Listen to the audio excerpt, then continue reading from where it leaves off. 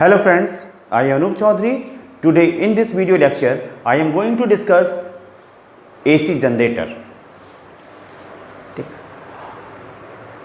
AC generator इसमें जो theoretical diagram है I have drawn here. Board में आपको यही ड्रॉ करना है, इसमें फुल मार्क्स मिलते हैं. ठीक, इस डायग्राम पे फुल मार्क्स मिलते हैं. सिंपल होता है इसको ड्रॉ करना, किसी कॉम्प्लिकेटेड डायग्राम की तरफ आप ना जाएं. Now what is called AC generator? It is an electromagnetic device. It is an electromagnetic device which converts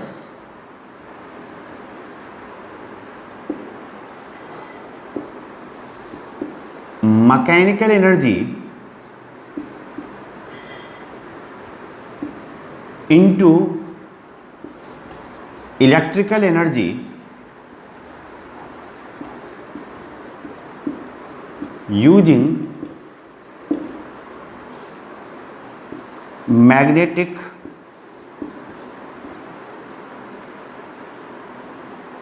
plus electrical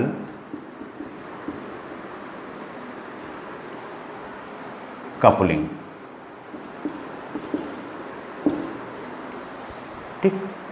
It is an electromagnetic device which converts mechanical energy into electrical energy using mechanical या magnetic plus electrical coupling.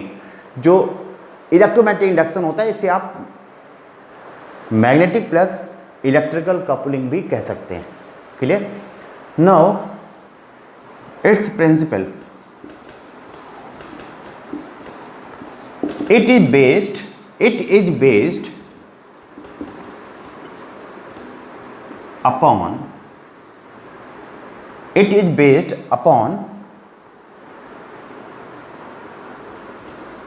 electromagnetic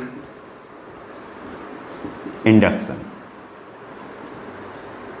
That is, whenever magnetic flux linked with a coil changes with time, EMF is induced in it, and if this coil is closed circuited, induced current flows through it.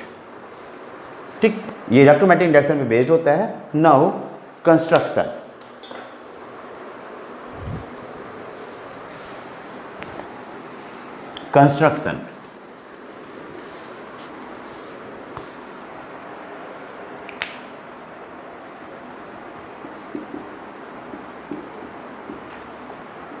It consists of following parts. इसमें number 1 हम लिखेंगे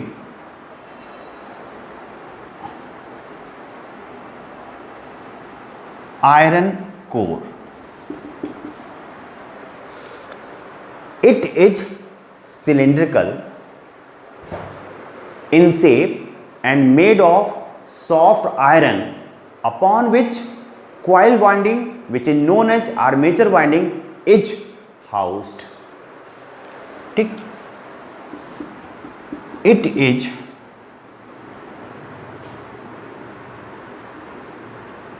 of soft iron and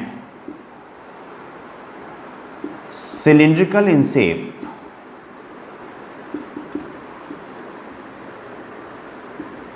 upon which armature winding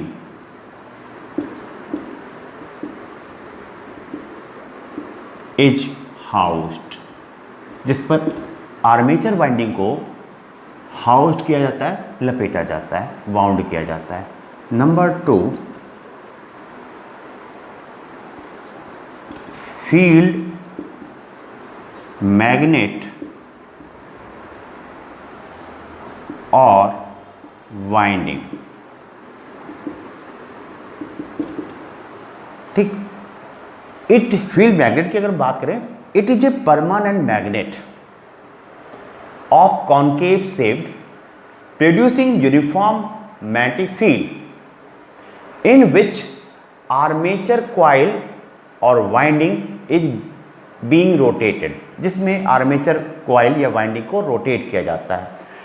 ये permanent magnet हो सकता है कि ये winding हो, ये एक कॉइल हो सोलेनोइड की तरह, ठीक, एक कॉइल हो जिसमें डीसी करंट फ्लो करती है और वो मैग्नेटिक फील्ड प्रोड्यूस करती है, ठीक, उसका भी काम यही होता है। परमानेंट मैग्नेट की स्ट्रेंथ बहुत अच्छी नहीं होती है, ठीक, और जबकि टेम्परेचर वेरिएशन के अकॉर्डिंग, क्योंकि जहाँ पे जनरेटर होता है इसका टेम्परेचर बहुत ज़्यादा हो जाता है, तो परमानेंट मैग्नेट की मैग्नेटिक प्रॉपर्टीज वहाँ पे कुछ लोअर डिग्रेड हो जाती हैं। जबकि अगर हम फील्ड वाइंडिंग यूज करेंगे, एक कॉइल यूज करेंगे, तो उसमें डीसी करंट की स्ट्रेंथ इस बात को डिटरमिन करेगी कि हाँ भाई साहब मैग्नेटिक फील्ड कितनी प्रोड्यूस हो रही है। इसलिए प्रैक्टिकली हम डीसी आर्मेचर वाइंडिंग को प्रेफर करते हैं अगर बड़े जनरेटर्स होते हैं। Now third, armature winding. Armature winding, it is a coil of number of turns. It is a coil of number of turns wound over cylindrical rotor. Wound over cylindrical rotor. Full stop. This is being rotated to generate electrical power. Now, fourth, slip rings. These are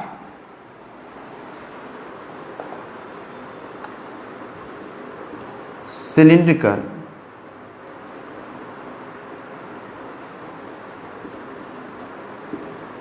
thin metallic rings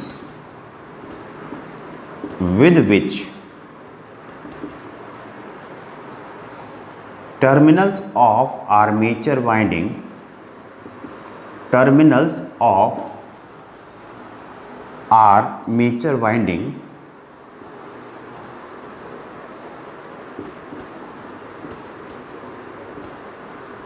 are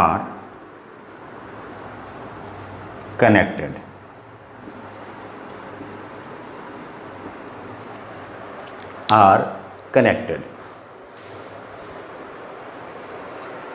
no, ये जो मेरे पास armature winding है इससे दो terminal जाते हैं, ये slip ring से कनेक्टेड होते हैं। एक टर्मिनल R1 से और दूसरा टर्मिनल R2 से कनेक्टेड होता है।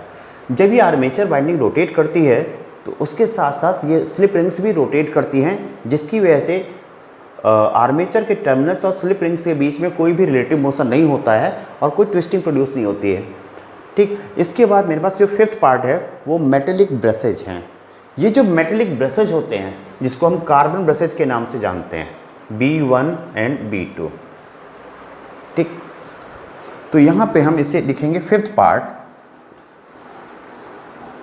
Carbon brushes. These are metallic brushes mounted over slip rings through which the generated power is extracted out from the generator। भाई हमने क्या हमने मैकेनिकल पावर से आर्मेचर वाइंडिंग को रोटेट किया। उसको रोटेट करेंगे तो मैग्नेटिक फ्लक्स चेंज करेगा, तो ईएमएफ इंड्यूस होगा। ये सभी रोटेटिंग पार्ट है, मूविंग पार्ट है। एक्सटर्नल वर्ड से इसको कैसे कनेक्ट किया जाए, तो हम उसके एक्सटर्नल वर्ड से कनेक्ट करने के लिए हम स्लिप रिंग्स का सहायता लेते हैं। स्लिप रिंग्स भी इस आर्मेचर वाइंडिंग के साथ रोटेट करती हैं। ये जो हमारे पास कार्बन ब्रशेज होते हैं जो बेसिकली मेटल के बने होते हैं वो स्टेशनरी होते हैं और स्लिप रिंग्स के ऊपर हाउस्ड होते हैं। स्लिप रिंग के साथ कॉन्टैक्ट, मैकेनिकल कॉन्टैक्ट में रहते हैं या इलेक्ट्रिकल कॉन्टैक्ट में आप कह सकते हैं। ये जो स्लिप रिंग रोटेट करती हैं तो ये कार्बन ब्रशेज जो होते हैं उस पर स्लिप करते हैं। बहरहाल इलेक्ट्रिकल कनेक्शन बना देते हैं और जिससे हमारे पास जनरेटर पावर एक्सटर्नल वर्ड को दे दी जाती है, उसके लिए एक्सट्रैक्ट कर ली जाती है, ठीक। बस इसमें लिखा हुआ कार्बन ब्रशेज, मीनिंग इसका ये नहीं कि कार्बन के बने होते हैं, मीनिंग इसका ये मेटेलिक ब्रशेज हैं ये, ठीक। और जब ये फंक्शनिंग करते हैं तो फ्रिक्शन और टेम्परेचर की वजह से हीट जनरेट होता है यहाँ पे और वो कार्बन इसके ऊपर आ जाता है। तो जैसे हमारे यहाँ इन्वर्टर में बैटरी पे कार्बन आ जाता है, हम कार्बन को साफ़ कर देते हैं, वैसे इसके कार्बन को हमें जनरेटर के लिए साफ करना पड़ता है, जैसे पावर जितनी जनरेट हो रही है सब बाहर निकल जाए, एक्सट्रैक्ट आउट हो जाए। कार्बन क्योंकि यहाँ से हम हमेशा साफ करना पड़ता है, इसको हम कार्बन ब्रशेस के नाम से जानते होते हैं, मेटल्स के हैं। Now working and theory. Working and theory.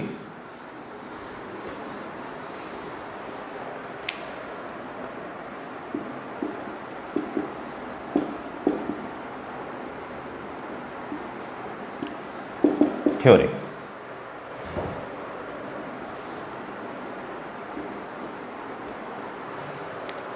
Working के लिए मैं कहूंगा the armature winding is rotated using mechanical power. Using mechanical power, due to this rotation the magnetic flux linked with armature winding changes with time, producing induce EMF. Producing induce EMF. This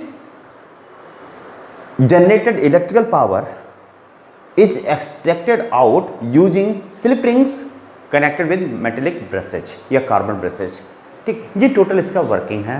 now theory, हमने कहा late B be the magnetic field produced by permanent magnet and omega be the angular speed with which armature winding of singleton area capital A is being rotated and armature winding has total number of turns capital N। ठीक, let at any time the magnetic flux linked with armature winding is Fy equal to NBA। ठीक, अब ये किसी time t पे हम देखना चाहते हैं, टाइम को कितना है t पे। हमने ये माना कि जो इसका लूप का नॉर्मल है वो मैग्नेटिक फील्ड के साथ थीटा एंगल बनाता है, तो in that case it comes out to be theta. T time पे इनिशियली जीरो एंगल हम एज्यूम करें अगर, तो टी टाइम पे ओमेगा इंटू टी एंगल बना रहा होगा। Therefore phi comes out to be NBA cos omega T.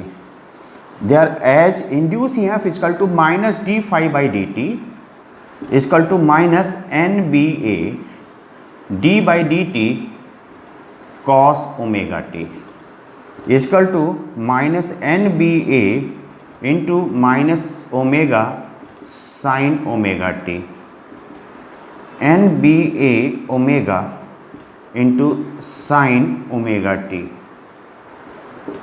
Therefore E maximum जो हम डिनोट करेंगे E नॉट से, और यहाँ से E की मैक्सिमम वैल्यू देखें, साइन ओमेगा टी की मैक्सिमम वैल्यू 1 होगी, बाकी सब कांस्टेंट है, तो मैक्सिमम वैल्यू को E नॉट से डिनोट कर रहे हैं, ये NBA ओमेगा आ जाएगा। Therefore,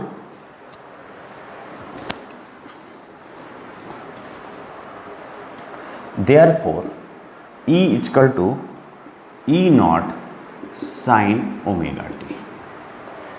ये AC EMF जनरेट हो गया।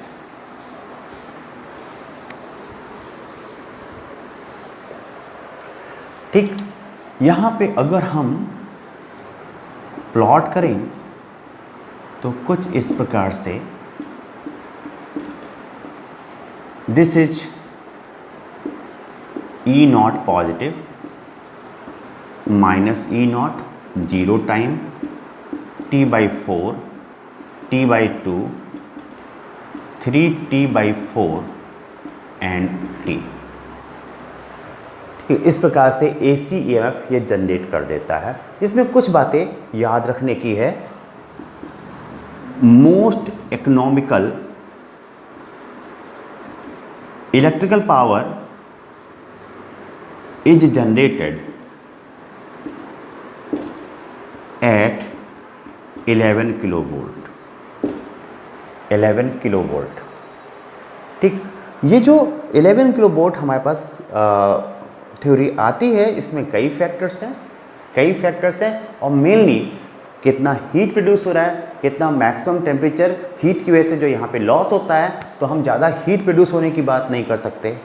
ठीक, और कम वोल्टेज पे अगर हम जनरेट करेंगे तो हीट ज़्यादा प्रोड्यूस होगा, क्योंकि अधिक पावर, अगर वोल्टेज कम होगा अधिक पावर के लिए करंट को हमें ज़्यादा रखना पड़ेगा। उस केस में I2RT जो हीट जनरेट होगी वो बहुत ज़्यादा हो जाएगी, तो वहाँ पे लॉस भी ज़्यादा होगा।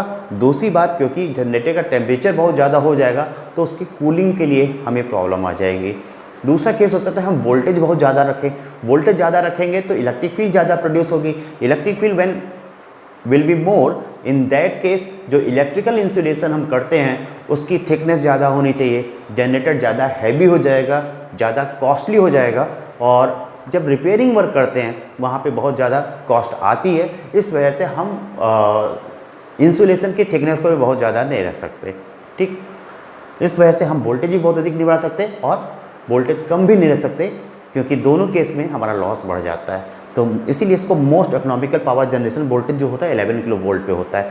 अब हम 11 किलो वोल्ट पे पावर को जनरेट करके जैसी रिक्वायरमेंट होती है उसके अकॉर्डिंग स्टेप अप और स्टेप डाउन ट्रांसफार्मर को यूज करके रिक्वायर्ड वोल्टेज गेन कर लेते हैं, रिक्वायर्ड ऑपरेटिंग वोल्टेज जिस पे हमें पावर चाहिए होती है, ठीक। Now this is all about AC generator.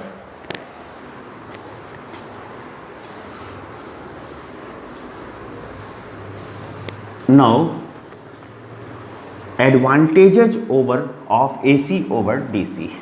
AC advantages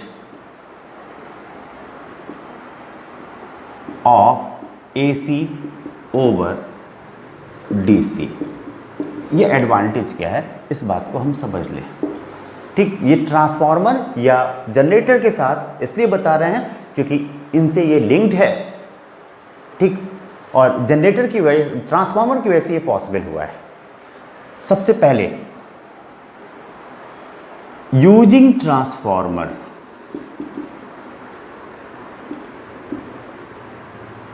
ठीक, जो AC के लिए ही वर्क करता है, जो हमारे पास इस समय ट्रांसफार्मर, जो मैकेनिकल ट्रांसफार्मर, जो ट्रांसफार्मर है यहाँ पे, यूजिंग ट्रांसफार्मर रिक्वायर्ड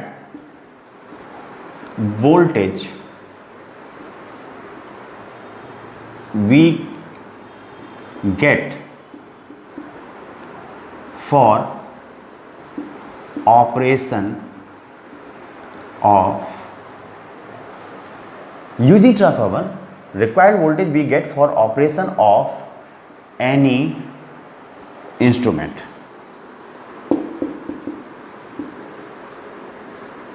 मीन्स अगर हमें बल्ब जलाना होगा 220 वोल्ट पे तो हम स्टेप डाउन ट्रांसफार्मर यूज कर लेंगे, ठीक। अगर हमें कंप्यूटर चलाना होगा तो उस केस में जो 220 वोल्ट की सप्लाई हमारे पास आती है SMPS के अंदर, जो कंप्यूटर के CPU में लगा होता है, ठीक, हम उस पर एक ट्रांसफार्मर होता है, उसकी सहायता से अलग अलग वोल्टेज पे कन्वर्ट करके फिर उसको रेक्टिफाई करके अपने कंप्यूटर को DC सप्लाई देते हैं, लैपटॉप को DC सप्लाई देते हैं। यही काम हम मोबाइल के साथ करते हैं। तो ये सारी चीज़ें तभी पॉसिबल है जब हम AC यूज करें, ठीक। Now second, transformer has made the transmission of AC supply cheap, ठीक। चीप या ट्रांसमिशन लॉस को इसने डिक्रीज किया है। हम कह सकते ट्रांसफार्मर है made the transmission of AC supply cheap और हैविंग लेस ट्रांसमिशन लॉस। भाई ट्रांसफार्मर से हम voltage up, step up transformer का यूज करके वोल्टेज को इंक्रीज कर लेते हैं, जिसकी वजह से करंट कम हो जाता है, क्योंकि रेजिस्टेंस से जो पावर लॉस होता है उसके अंदर जितना करंट फ्लो कर रहा होता है उस पर डिपेंड करता है I2RT। तो करंट को कम करके हम ट्रांसमिशन लॉस को कम कर देते हैं। ये मेजर यूजेज है ट्रांसफार्मर के, ठीक, जिसकी वजह से AC DC के ऊपर एक एज रखती है। लेकिन अब जो लेटेस्ट टेक्नोलॉजी हमारे पास है, आपकी नॉलेज के लिए मैं बता रहा हूँ, जो लेटेस्ट टेक्नोलॉजी हमारे पास है उसमें DC सप्लाई का भी ट्रांसफार्मर, जिसको हम टेक्निकल लैंग्वेज में थायरेस्टर कहते हैं, अवेलेबल है, ठीक। उसकी सहायता से DC को भी स्टेप अप और स्टेप डाउन किया जा सकता है, ठीक, बिना उसे AC में कन्वर्ट किए हुए। लेकिन जो वर्ल्ड में है, ये अभी जल्दी का इन्वेंशन है, जो वर्ल्ड में है AC सप्लाई के इंस्ट्रूमेंट और ट्रांसफार्मर अवेलेबल है, जनरेटर अवेलेबल हैं। इस वजह से सबको रिप्लेस कर पाना डीसी में मुश्किल होता है, जबकि सच्चाई ये है कि अगर हम डीसी को ट्रांसमिट करें हायर वोल्टेज पे तो उसका जो पावर लॉस होगा वो एसी के रिस्पेक्ट में कम होता है। नाउ जितने भी जनरेटर हैं वो internally every generator is a mechanical. जो जनरेटर हम किसको यूज करते हैं, कोई भी ऐसा इंस्ट्रूमेंट जो मैकेनिकल पावर को इलेक्ट्रिकल पावर में कन्वर्ट करे, मैकेनिकल एनर्जी को इलेक्ट्रिकल एनर्जी में कन्वर्ट करे, उस इंस्ट्रूमेंट को हम जनरेटर कहते हैं। ठीक, इसमें हमारे पास जो जनरेटर हैं जितने भी हैं वो डीसी जनरेटर हमारे पास नहीं अवेलेबल हैं।